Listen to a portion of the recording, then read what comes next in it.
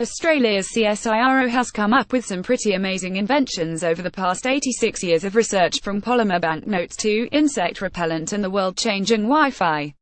But we can also lay claim to something a little more esoteric. We actually invented a whole new word. And no, we're not talking about one of these newfangled internet words like YOLO, selfie, or totes. The word is petrichor, and it's used to describe the distinct scent of rain in the air. Or, to be more precise, it's the name of an oil that's released from the earth into the air before rain begins to fall.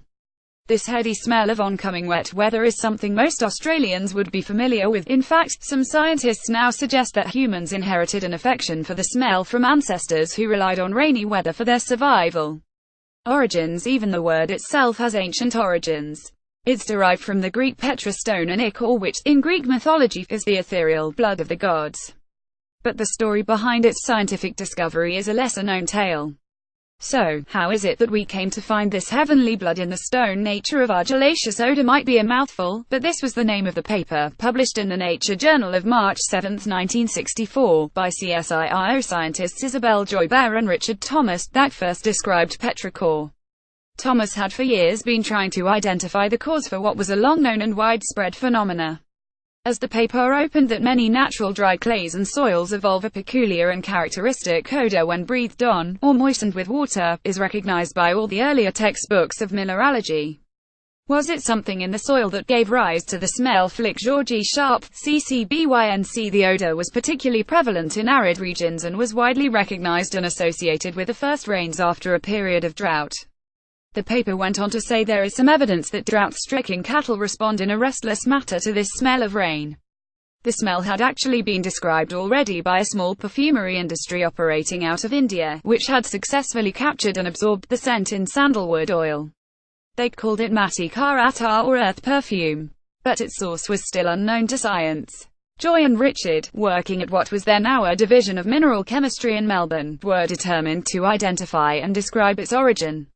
By steam distilling rocks that had been exposed to warm, dry conditions in the open, they discovered a yellowish oil, trapped in rocks and soil but released by moisture, that was responsible for the smell. The diverse nature of the host materials has led us to propose the name petrichor for this apparently unique odor, which can be regarded as an ichor, a tenuous essence derived from rock or stone. The oil itself was thus named petrichor, the blood of the stone. Bring on the humidity. The smell itself comes about when increased humidity, a precursor to rain, fills the pores of stones, rocks, soil, etc. with tiny amounts of water. While it's only a minuscule amount, it is enough to flush the oil from the stone and release petrichor into the air. This is further accelerated when actual rain arrives and makes contact with the earth, spreading the scent into the wind. According to the Nature paper, in general, materials in which silica or various metallic silicates predominated were outstanding in their capacity to yield the odor. It was also noted that the odor could be obtained from freshly ignited materials rich in iron oxide, with or without silica. It's a beautiful sequence of events, but one that may be hard to visualize. Thankfully, in a testament to the ongoing scientific fascination with this finding, a team of scientists at the Massachusetts Institute of Technology have just this year released a super slow-motion video of the petrichor process in motion. Using high-speed cameras, the researchers observed that when a raindrop hits a porous surface, it traps tiny air bubbles at the point of contact. As in a glass of champagne, the bubbles then shoot upward, ultimately bursting from the drop in a fizz of aerosols. The team was also able to predict the amount of aerosols released based on the velocity of the raindrop and the permeability of the contact surface, which may explain how certain soil-based diseases spread. Lasting legacy. There's a small body of research and literature on petrichor that's fascinating in its own right, including Thomas and Bear's subsequent paper Petrichor in Plant Growth, a year after they first named the smell. So what happened to Joybert and Richard Thomas? Richard Thomas with Joybert studying petrichor, date unknown. CSIO author provided Richard had actually retired from CSIO in 1961 when he was first chief of the Division of Minerals Chemistry. He died in 1974, aged 73. Joy, aged 88, a true innovator and pioneer in her field, retired from CSIRO only in January this year, after a career spanning more than 70 years.